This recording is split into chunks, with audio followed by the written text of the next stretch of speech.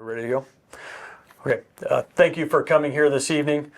We have some news. I have some news about the arrest of a suspect in the start of the Old Trails fire that started on August 1st at about 10 a.m. I am joined by our prosecuting attorney, Preston McCollam, and Chief Dave Ellis of the Spokane Valley Police, and Under Sheriff here with the Sheriff's Office.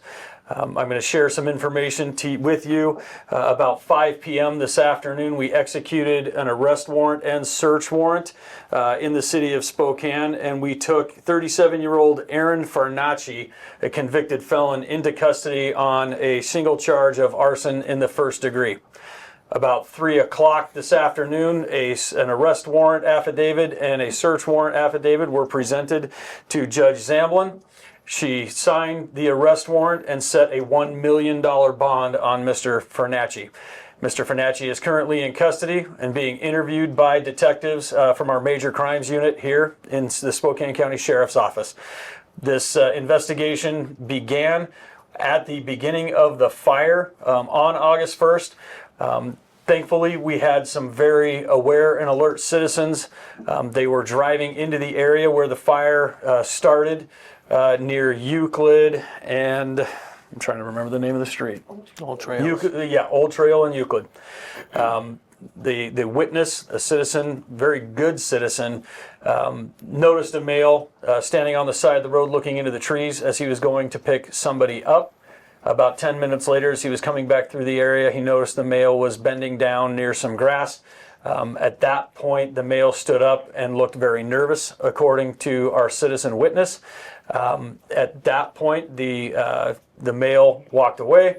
The citizen returned to their house. A short time later, after being at home, they saw smoke coming from what they believed was the area that they had seen the male bending down by the side of the road. The witnesses there did a fantastic job of returning to the scene. They contacted an Airway Heights police officer, gave that police officer a description of the suspect, including a physical description and a clothing description. That description was broadcast to units in the area. And be mindful, at the time, this was a very active, very early stages of the fire. So officers and deputies in the area were focusing on getting people out of the area to protect life as a first priority. Mr. Farnacci was contacted in the area about 1.5 miles from where the fire started and was detained, questioned, and ultimately released after being identified by our citizen witness. Mind you that a lot of the details that have come to light during the investigation were not known to the deputies who detained Mr. Farnacci that day. But because of body-worn camera evidence and reports, when major crimes detectives started investigating that early yesterday, they were able to identify him, and working with investigators from the Department of Natural Resources and major crimes detectives in Spokane County, they were able to identify him, develop probable cause, and determine that the origin of the fire was indeed exactly where the witnesses had seen Mr. Farnacci kneeling in the grass earlier that day. Our detectives worked with our prosecutor, Preston McCollam, this morning to make sure that we had a very solid case to present to a judge today.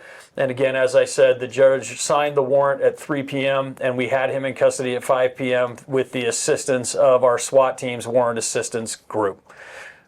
This was fantastic and very quick work by everybody involved.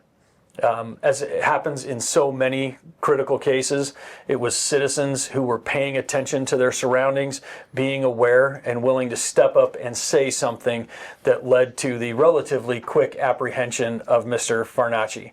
Mr. Farnacci is a convicted felon out of the state of Arizona. He has a felony conviction for manslaughter. And a preceding arrest in the same case in premeditated murder in the state of Arizona. I will say that we had a lot of cooperation from fire investigators and other people involved in this case, and we will make sure that he is this investigation as it goes forward. And by the way, it is a continuing and ongoing investigation. We will be looking into any other crimes Mr. Farinacci may have committed in the past. We will also be looking into other charges that may come about as the facts and circumstances of the Old Trail fire come to light and come to be known. Just know that this charge is what we have probable cause for right now. It is a serious charge. It is significant, but these charges may change as the investigation goes on. And again, other facts and circumstances come to be known. I'm going to turn the time over to Prosecutor McCollam here, and then we'll have questions after that. I don't have a whole lot more to add to this. Part of my purpose in addressing each of you is to indicate, again, this is an active and ongoing investigation. To the extent that the public could have information about Mr. Farinacci or about any other involvement, we are asking for the public to provide that input. As the sheriff pointed out today, it was through the diligent work of vigilant citizens who were noticing things that were awry in their community, who were noticing things that were different, who actually reported it, and who took the time to engage with law enforcement and make sure that the necessary information was shared. And so, as the sheriff indicated, our major crimes detectives have been working very hard and very diligently. Detectives Craig Cupo and Detective Mike Drapo have been working frankly through the night. They've been on this till early morning hours this morning, and then started working first thing with my office as soon as essentially the sun was coming up. So they've been working very diligently, but there's still a lot of information to collect, a lot of information to go through, and the community is able to provide a lot of that input. And so we are asking for your help, that even amidst all the difficulty and the struggles that we're facing as a community, that we are sharing and communicating with law enforcement your concerns, separate and apart from this case. Especially right now, especially during these summer months when we have red flag warnings, when we have the weather conditions that we presently have, we need to be vigilant as a community, vigilant as neighbors, as a neighborhood, and make sure that we're being responsible with our actions, but also reporting things early, whether it's to fire or to law enforcement, and making sure that they can respond, appropriately. And so there was a lot of information to pour through in this matter, and it's still very much an ongoing, unfolding scenario. And what we've presented at this moment is what the sheriff has largely described. We do have a case filed. There'll be a first appearance at a minimum tomorrow, and we will proceed where the facts of the case, the evidence, and the law permit us to. Thank you. Yes. Alice with the spokesman. Can you say what you believe the suspect was using to start the fire? We believe it was matches or a lighter. When he was detained in the early stages of the fire, he was found to be in possession of some waterproof matches and a butane lighter. Can you say if this was near the railroad tracks? I personally can't say. All I know is with the help of the DNR fire investigator, we were able to say within 10 square meters where he was seen as where the initial fire was started. The fire investigator was also to testify in these court documents that the fire was consistent with being set by nothing other than a match or a butane lighter and igniting grass.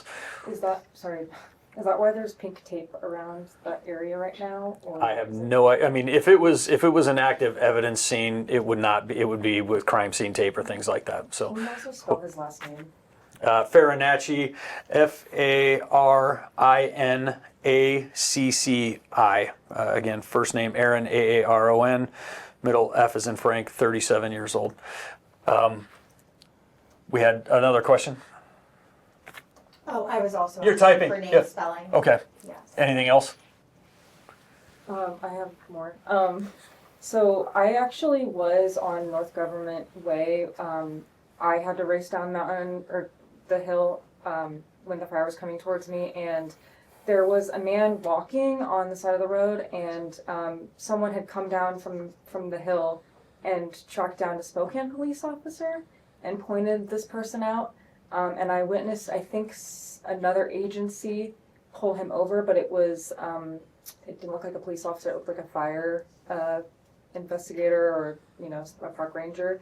I'm just curious if you had other people in the area that were being tracked down? Because I guess I'm just wondering if this was the same person or any description of what the suspect was wearing at the time or where he was found, because I was on that road and I just want to confirm. Yes, well, we did have the description that was put out to everyone. The incident you're describing, I have no independent knowledge if it was related at all. As you can imagine, there were probably a lot of people contacted for a lot of different reasons for, either going through roadblocks or doing other things. But I am unaware of Mr. Farinacci being contacted at any other time, so.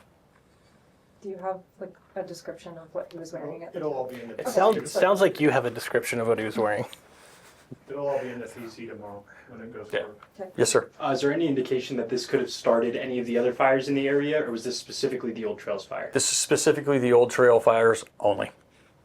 Yes, ma'am. And so I know he has the previous arrest for premeditated murder and then the felony conviction for manslaughter, but Yes. do we know if he has a history of intentional fire setting? We have no documented criminal history of intentional fire setting, and again, we will be, investigating past behavior as a part of this investigation and the ongoing investigation. Okay, and is he a Spokane resident? Yes, as far as we can determine right now, he is a Spokane resident. And I will say, as part of our investigation, Mr. Farinacci has been contacted regarding arson-related behavior, although no previous arrests or convictions. Okay, and are you able to share where he was found that half mile away from where the fire started? What I can tell you is, when he was contacted, it was about a mile away from where he was originally witnessed. Okay. Do you know how long he's lived in Spokane? I do not know. So. Do you have a Garrett. motive? Did he say why he did this? Again, he is in custody right now. And I know he made statements when he was detained about we didn't know the whole story or something to that effect. And that, again, is in court documents as well. And again, he is currently being interviewed. Last update I got. Sorry, and he was arrested on suspicion of what? First degree arson. I'm sorry, so he had said to you all, you don't know the whole story. To the deputies who detained him, that was a statement he made. And again, that is in the charging affidavits. You said first appearance was going to be minimum tomorrow, correct? Likely, yes, it will be tomorrow. Barring any disruption to court services or anything like that, during an ongoing, disaster. Do we know if he was living in the area burned? Do we know if his home needed? Where we took him into custody was not, it was about 4 miles away from where the actual burn was started. Okay. So not necessarily in the area. And we do know the witnesses we talked to have seen him in the area before, and was known to walk in that area.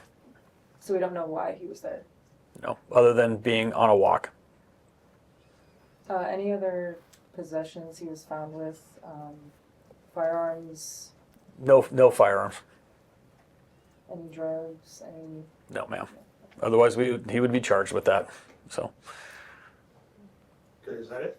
Can you describe his condition when he was detained the first time or the second time? Like, did he appear to be under the influence of drugs or alcohol? None of that was mentioned in any of the reports, and he was arrested today without incident. Is that it? Okay, we're going to talk about drones real quick, kind of a separate thing, and I don't know if this has to be live streamed or anything like that, but I don't mind if you do. I will say within the last couple of hours, our air support units, our air firefighting units had to be grounded because we have had drones flying in the zones that they are restricted from. I have said it several times today, and I need to continue to re-emphasize to our public. There is a specific zone that they are not allowed to fly drones in. No drones at all. We had 4 cases where we had drones directly yesterday in the path of firefighting apparatus from the air. We have cases that we have referred to the FAA for $100,000 fines each for being in that zone because they are actively disrupting firefighting efforts. We have an FBI task force for counter drone measures here in place. We have a task force officer here from Spokane County who's federally deputized, and 7 deputies from King County here using the same equipment that we used in FIFA to do counter drone mitigation. They are here. We are taking it very seriously. We are contacting several people, including media outlets, who are flying drones in this restricted area. We are done playing games with this. We have fires that are growing, and our firefighters need all the help they can get. It is going to become very, very serious, and they're going to get very, very weighty penalties from the federal government if they continue to do this. We're done giving warnings for this. So for the members of our public, members of our media who want to fly drones, there are proper channels to go through to get authorizations to do that.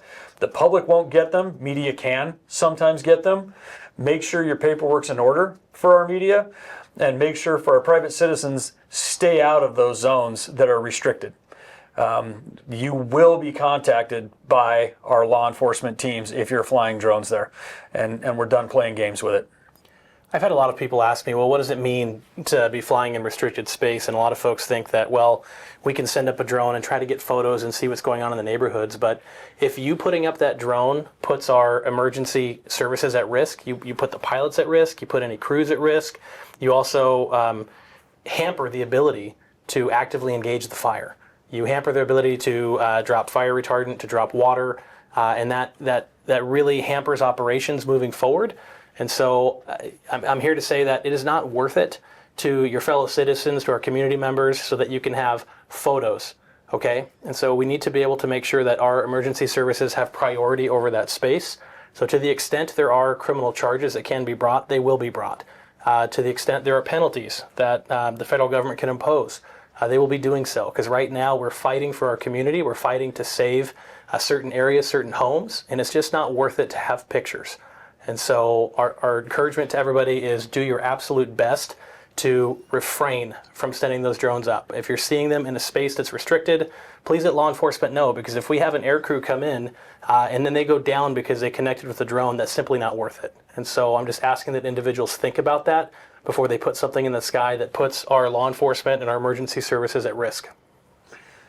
Real quick. Chief Ellis is the head of our air support unit who deals with this. Did you have any further comments you'd like to pass along, or any wisdom? I'd just say, the TFRs, or temporary flight restrictions, are published by the FAA. It's on their websites. It's a requirement of any drone operator to check those TFRs before they launch and make sure that they're in full compliance of it. The saying is that if you're flying, firefighters can't fly. So, it's a very serious issue, and we want to make sure that we can protect this community. Yes, sir. Could those penalties rise past that $100,000 fine if this continues to start happening? Could we start to see arrests or even larger financial penalties? There's potential for that, yes. And again, all of these task force officers, they are federally deputized with the FBI, so they do have arrest authority from the federal government. And again, if this keeps happening, we will exercise that. Any other questions?